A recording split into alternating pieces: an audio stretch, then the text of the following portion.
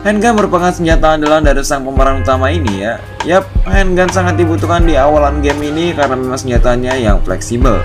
Walaupun memiliki damage yang relatif kecil, untuk kelebihan dan kekurangan dari senjata ini yaitu adalah exclusive upgrade dari handgun ialah critical damage yang membuat pistol yang satu ini mempunyai kesempatan 25 hingga 50% untuk langsung meledakkan kepala zombie hanya bila kita mengincar di kepala.